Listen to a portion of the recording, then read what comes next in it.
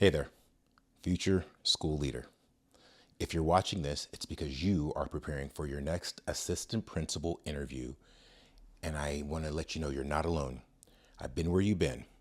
That feeling of a mix of excitement and nerves all at the same time. Well, in today's episode, we're going to explore 3 key strategies that are going to help you stand out in your next assistant principal interview. And if you stay to the end, we're going to give you a bonus tip that's going to help you shine even more. So let's walk through this together. Grab your pen, grab your piece of paper, get ready to take some notes because we're going to get started right now.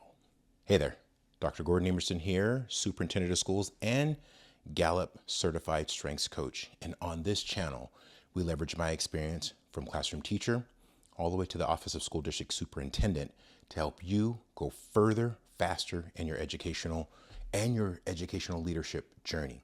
If this is your first time with us, welcome in and thank you so much for being here. While you're here and you're joining us, don't forget, hit that subscribe button as well as the bell notification so you don't miss any cool updates or any of our latest content or episodes. Well, welcome in everybody. This is always a special topic. The concept of elevating folks to the position of assistant principal.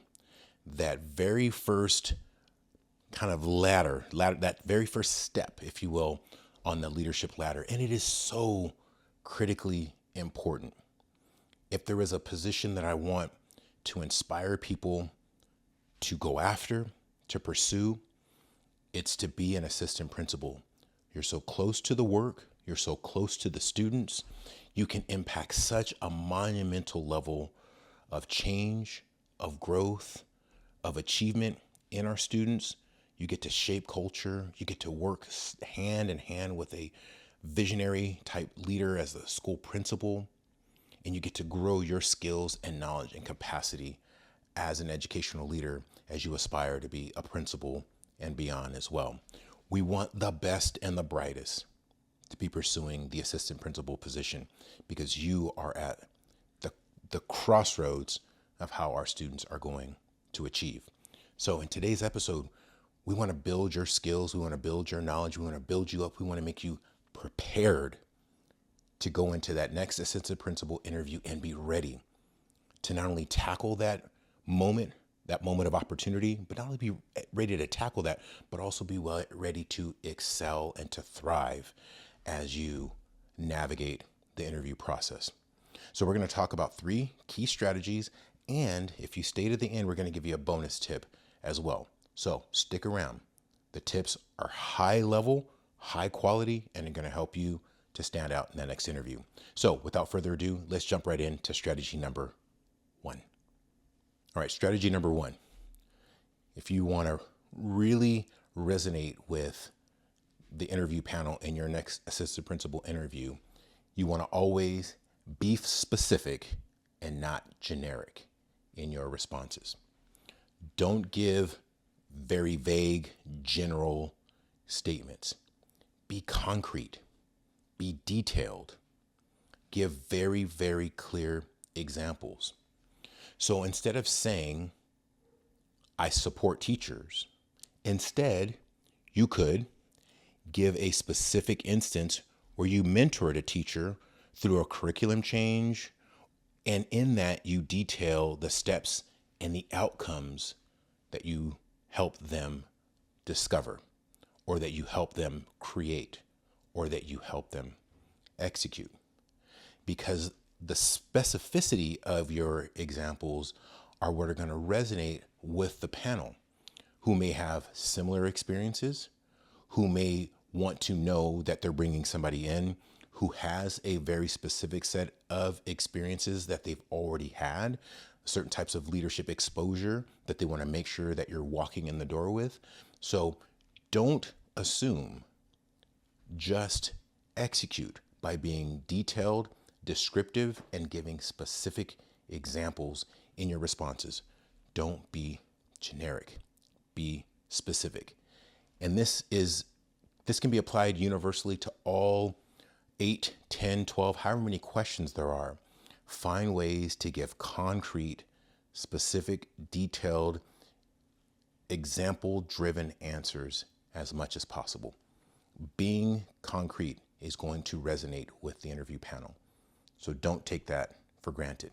Be specific, be detailed, be concrete. That's strategy number 1. All right, let's talk about strategy number 2. Strategy 2 is to align with the school's vision. So how do you do that? Well, do your research, do your due diligence, do some homework. So research the school district's website.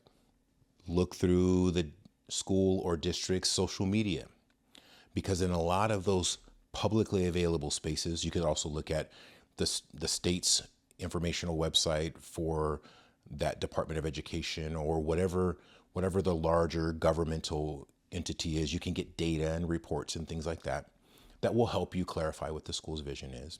But really, if you want to kind of get granular, which is why I want you to focus your attention, it's going to be at the school level website, it's going to be at the district level website, and it's going to be the social media that you can find about the school. Because what they celebrate and what they tout, what they're writing about, what they're sharing about, what they're bragging about, this is their identity. This is what resonates with them. This is what they care about. So as you do your research and you find those things out, then back to strategy 1, then you're thinking about concrete, specific examples of your own experience, your own leadership, your own journey, and how that lines up with the things that you learned. So if you know that the school is heavily invested in community or family engagement, then give specific concrete examples where you have engaged in doing leadership work specifically around community and family engagement. Have you led specific events? Have you led specific initiatives? Have you chaired certain committees? Have you immersed yourselves in certain portions of the school community that is tied to parent and family engagement? Again, concrete, specific examples, but this is finding those alignments. Those alignments is where the panel starts to see you as a member of their community. So if you think even deeper on this, this is where the panel, where they see your ability to align, this is where they see whether you are a fit, a cultural fit, a community fit, whether they can see you walking the halls, whether they could see you leading an assembly, whether they could see you standing on the platform at commencement, at graduation. This is where they're seeing those alignments when you start to be able to characterize how you align with the school's vision. So find ways to do your due diligence and do your research and find those connection points between your experience and what they believe deeply in and what they tout, what they celebrate. Find those connections, and that's how you show your alignment to the school's vision and your fit within the school community. And that is strategy number 2. Hey, so before we move to strategy number 3, go to the pinned comments below. We're starting an interest list, and we're growing that interest list for folks who want to go interactive and they want to go deeper on preparing for your next interview. And it's going to be live learning sessions with me going deep on interview preparation, dealing with questions, dealing with stress, dealing with the anxiety in the moment, but how to thrive in that moment. So if you're interested in going deeper, get on that interest list, go to that pinned comment below, click on that link, get on the interest list, and more information will be coming soon. And with that, let's get to strategy number 3.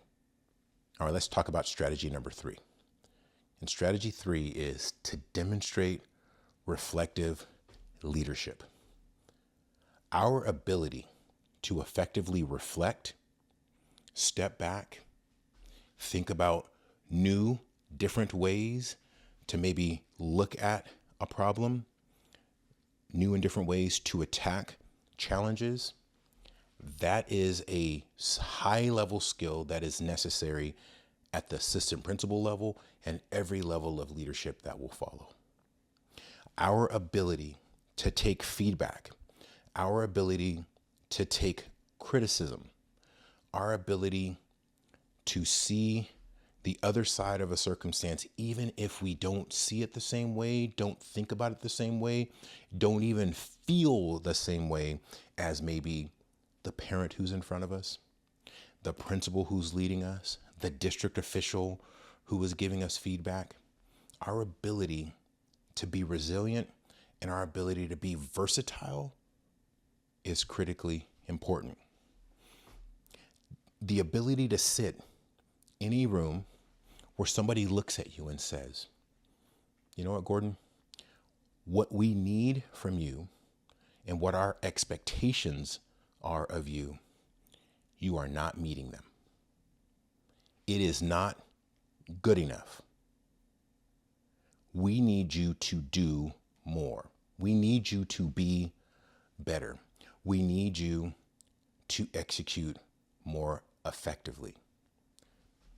That is not an easy message to hear, but a reflective leader will hear the feedback, because not all feedback feels good, but all feedback is good to receive.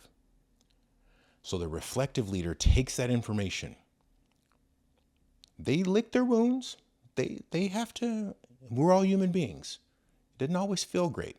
And sometimes we need to step back and we need to take a moment and gather ourselves and then think about what the feedback was, and then find ways to take the nuggets of wisdom and, even more importantly, the points of opportunity, and then figure out how to translate those into action. That's what a good reflective leader does. So your ability to demonstrate reflective leadership is critically important to your longevity of being a leader. Your longevity.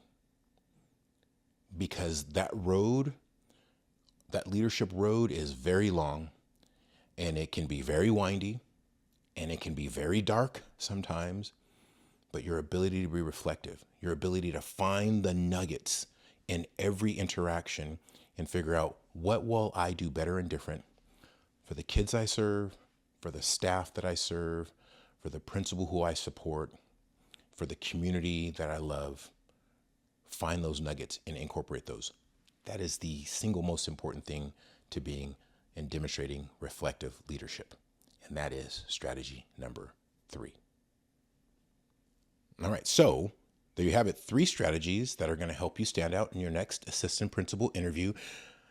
But if you made it to this point in the video, thank you so much. And before we go to our bonus strategy, share with us in the comments below which of the 3 strategies resonated with you the most. Which one do you think you can implement immediately? And which one do you think, hey, I'm going to need a little bit more information. Maybe I need some more strategies. Maybe I need some more insights, some more information. Share that with us in the comments below, and we'll think about additional ways to meet those requests. If you ask questions, if you give us feedback, we'll continue to build resources and episodes and information for you that are going to help you to be successful. That's why we're here. So share that with us in the comments below, and let's talk about our bonus strategy. So the bonus strategy today is a familiar one. And it's a familiar one because I think we talk about it a lot, because I think it's really, really important, because it gives you a framework for how you attack some of the most important topics and questions. So the bonus strategy, again, is your ability to master the high impact strategy of the STAR method.